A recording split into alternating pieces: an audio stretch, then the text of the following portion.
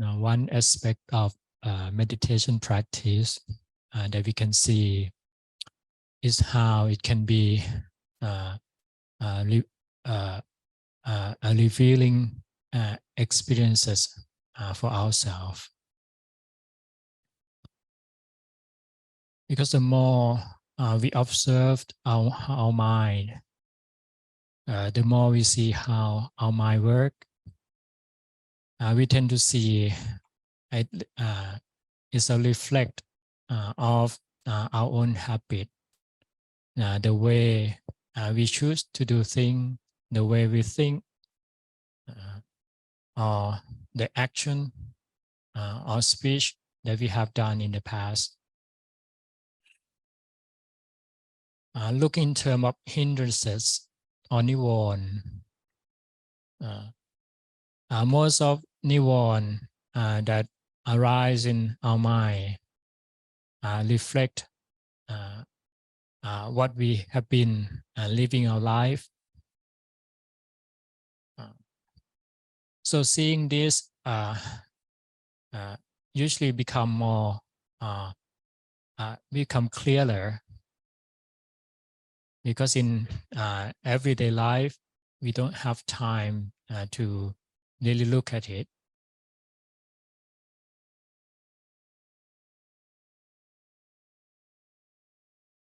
So meditation practice can help us to understand more or get more information about ourselves, more information about how our mind works, what kinds of thoughts that arise in the mind. For example, in everyday life, you probably don't see yourself as a person who worries so much. But in your meditation, you see a lot of worries, some thought, some concern over something coming back to your mind again and again. So it become clearer because we see it within our mind. Seeing all this shouldn't be an obstacle for our practice, but more of an opportunity that we can do something about ourselves. So this is what I like very much about meditation practice, that it can reveal quite a lot about ourselves, even something that we don't usually see it before. This is why Buddhist practice or meditation practice can help us to understand more about ourselves. The more we understand about ourselves, the more we can accept it. The more we can live our life happier, or we can find peace within us, or find the skillful way to deal with what's happening within our mind, which means that we can bring more happiness to our life. So after some time that we practice meditation, the mind can let go of our thoughts and feelings for some time. We can deal with all sorts of hindrances or nibbana. The mind become more quiet. You experience some peace of mind. In this state, there are many things that we can do. It's more like you are practicing, preparing the mind to be ready. And there's some other job that you can do during this time too. Normally, people see that thinking mind is an obstacle for meditation. It's a yes to one level, especially at the beginning period. because the thinking mind bring restlessness to the mind, jumping from one thing to another thing, proliferate, creating story out of your thoughts and feeling that arise in the present moment. But after we learn skillfully deal with it for some period of time through our awareness, practicing mindfulness with the present moment, the mind become more stable, let go of all that kinds of restlessness, the thinking mind cause you less problem. But altogether, it doesn't mean that using thinking mind is bad in itself, but more that we tend to use it in not in a skillful way, not in a direction that help us to understand deeper to the what to everything as they are, to understand the nature of things, especially understand our own mind, what's happening in the mind. Usually I suggest people who come to the retreat to observe thoughts and feelings that arise within our mind. There's usually are two groups of thoughts and feelings. The first one will be some kinds of thought and feeling that arise and then disappear, comes and go. Doesn't seem to be any particular pattern. Something just pop up, stay for a while and then disappear and never come again. These kinds of thoughts and feeling are what you have to be patient with. Let go and observe. Don't take it so serious. Just see how it arises and then disappear. They comes and go. Don't have to pay any much attention to that. But there's another kinds of thoughts and feeling that keep arising again, and again, coming back every now and then, especially when the mind starts to be calm.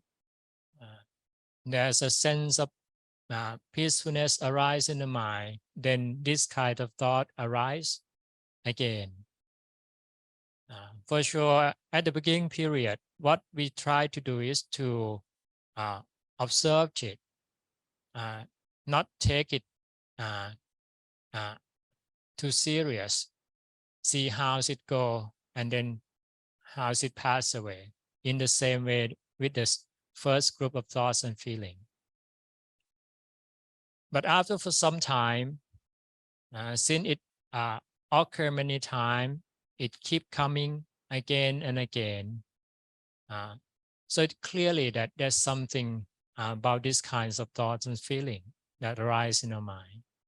There might be some connection, something that hidden within these kinds of thoughts, and that we need to investigate.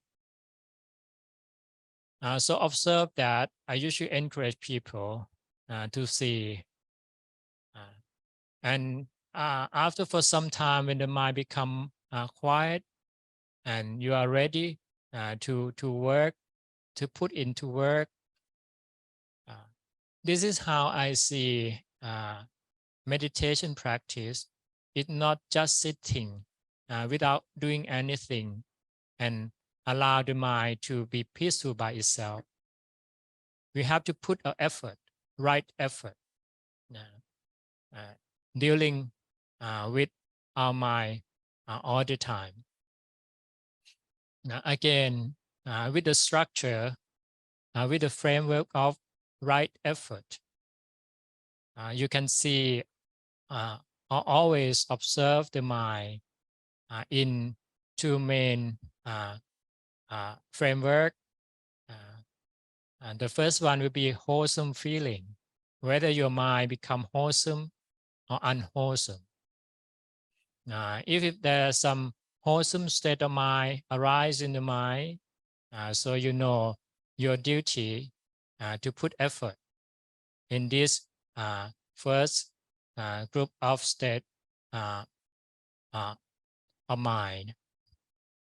If your mind become wholesome, what you have to do in terms of right effort is to put your effort to create wholesome state of mind,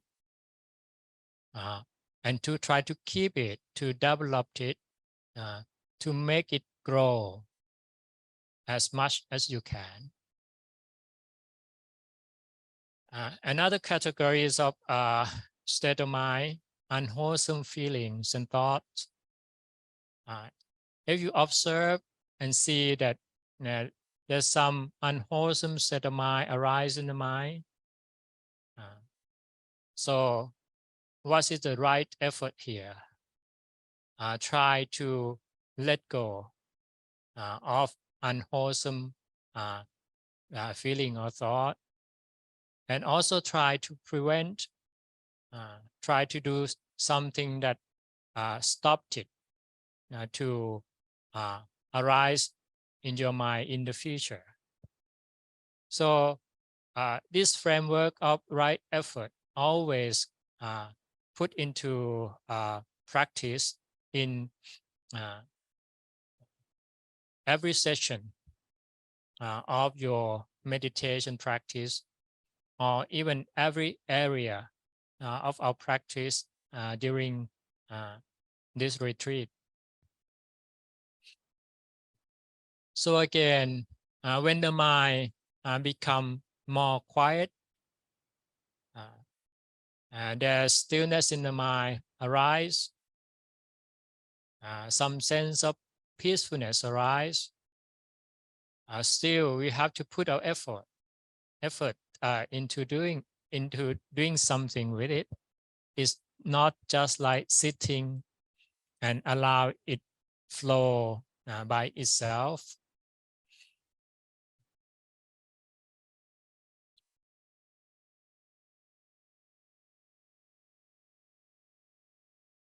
By putting our effort into it, I usually like to use the word that giving some work for the mind. The mind has to have some inner work for the mind to do. If not, if you don't give any inner work for the mind will try to find its own job. And usually the job that the mind familiar with or used to do is think or feel in a negative way. A lot of negativity can arise in the mind very easy if we're not mindful. So in this way, mindfulness become very important to be aware of the present moment, of what kind of state of the mind right now, whether it's wholesome or unwholesome. For sure, when the mind become stable, there's some sense of peacefulness arise in the mind. In this state, we can see that it become wholesome. You have less desire during this state of mind. So your inner job here, whether you want to keep it, try to keep going, stay in this kinds of state of mind.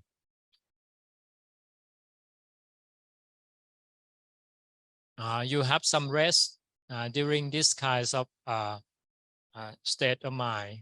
You can do so for some time. But there's another job that you can do, is to give something for the mind to think about. This kind of inner job, we have to go into the wholesome direction. There are many things that you can put into contemplation or investigation in this area. The first one that you are probably familiar with it, that we investigate or contemplate on anicca, tukkha, anatta, trailakkhana, how things in our life, including our body, our mind, are subject of impermanence, how it change,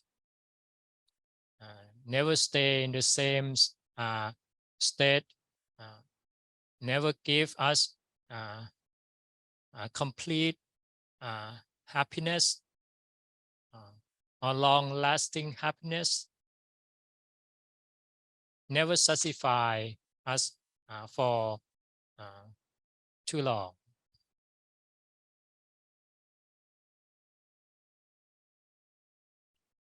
But there are also many areas that we can explore during this time. One thing that I already suggest is that you can investigate some kinds of thoughts or feeling, emotions that arise in the mind quite often. Something that come regularly. It's not just like a guest and it comes and go. But these kinds of thoughts and feelings that become regular guests within the mind. So take some time to investigate the connection of these kinds of thought and our mind. If there is anything hidden within these kinds of thoughts and feeling or not, if you're worried about something, not just investigate the story of your worry, but also some kinds of meaning, something that behind these kinds of worry. Is there any kind of relationship with other people? If there anything related to the idea of self or self-image that make you so worried about it. So these kinds of things that you investigate and try to understand many aspects of all those thoughts and feelings. We help you understand more about what's happening in your mind, why it keep coming back.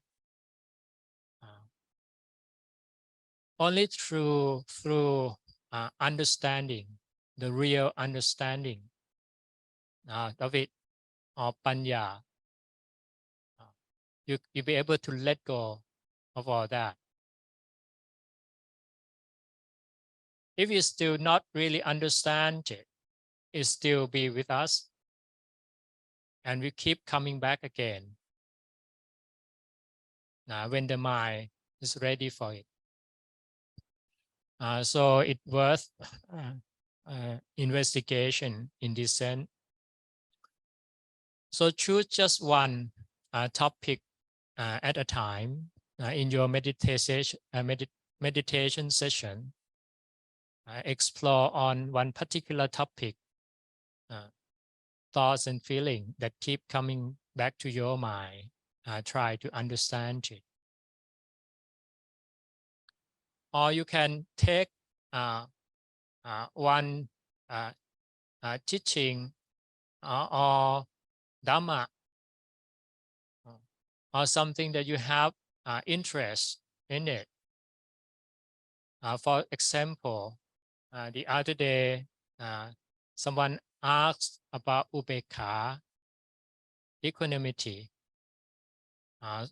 You can put into your practice that when your mind become quiet, you can explore the meaning of ubekha and how it can relate it to your life, how you can apply it, what's the real meaning of it. Try to see from many aspects of it as much as you can. So you get more understanding about the ideas of ubekha. This is for example. This can also go to other areas of the teaching. You probably heard in Dhamma talk, or you read about it somewhere that it pop up within your mind. But in doing investigation on contemplating, we have to again put the ideas of right effort into practice. We have to be aware what we are doing all the time. Observe how our mind react to this inner job or the work that we give to the mind to do. If the mind react in a wholesome way, help us to understand more about we are investigating, you can keep going. But if this process of thinking bringing some state of mind that not become wholesome, there's some kinds of negativity arise or lead to some kinds of restlessness, you're aware that it's time to stop and coming back to your normal practice. The key is always be the balance, finding the balance of giving the job for the mind to think or investigate, and the time that the mind stop thinking, having some rest. So both can contribute each other, can support each other. This is why at the beginning period, every teacher usually encourage us to calm down the mind, let go of thought, restlessness in the mind first. But once the mind establishes itself into the stillness of the mind, experiences some peace, the mind will be ready to think again, but think in a systematic way, think in a way that you provide the boundary for the mind to think, not proliferate from one thing to another thing, like a chains of thought that you cannot control, but you're always aware of it, know what you are doing, and observe the result of it. So through this, meditation can be more fun because there are a lot of things that we can do, a lot of things that we can experiment, as long as we aware what we are doing and we keep observing the mind, whether it's become wholesome or unwholesome. And there are always some skill that we need to apply during this practice.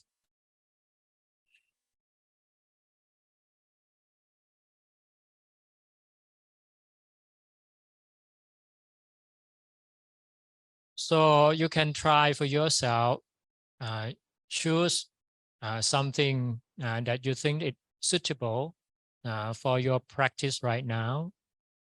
Whether you want to continue practicing calming down the mind, let go of thoughts and feeling, and experience more profound peacefulness in the mind, and enjoy, rejoice with a peaceful feeling. But bear it in mind that this is not the goal of our practice. The goal of practice is to understand the Dhamma, understand this body and mind as they really are. So there will be the next step that you can put yourself into contemplative mode. You can also put some kinds of topic in the mind to contemplate. For example, you can contemplate the subject of death, Marananusati. Explore the meaning of it and see how valuable of our time in this world.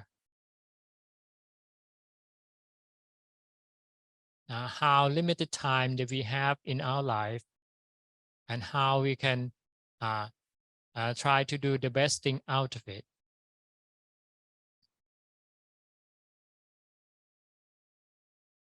And how we can live our life in a more careful way.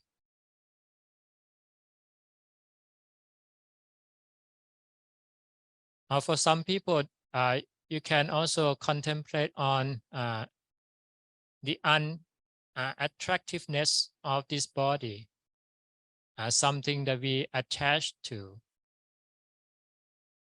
Usually when people attract to someone, we attracted to the beauty of the body, the beauty of the skin, the external appearance. So if we contemplate on the reality of this body, within a body, everyone will be the same. Even the most beautiful person in this world will share the same organ and the same feature in the body, like everyone in this world. So in this, put it into practice, contemplate on this, will help us to let go of some of attachment that we have. So any topic that you think that will be good for your practice, or something that you have some interest in, when the mind become quiet, you can give it as a inner job for the mind to reflect or investigate.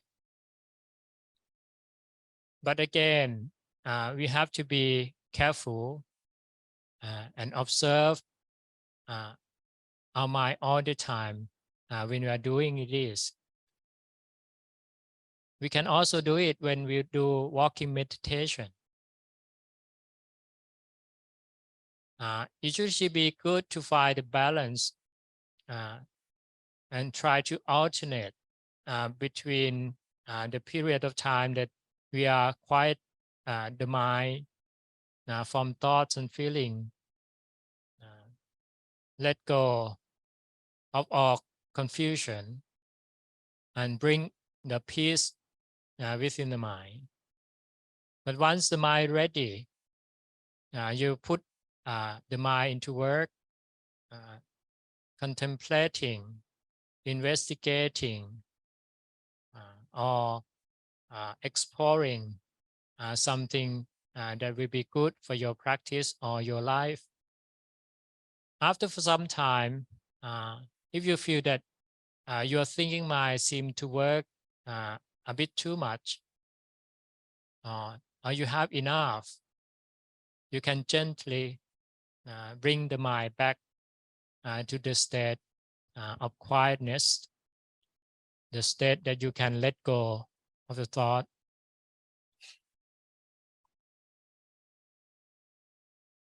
For me, it's like you develop peacefulness in the mind to be like a kind of your own home, the place that you can always come back, a place that you can always have some rest and then regain your energy to work again. So keep this in mind. So whatever happened in your meditation practice, you can always go back to your home, peacefulness in the mind, until you're ready, and then you can work and you can think about something that will be useful again.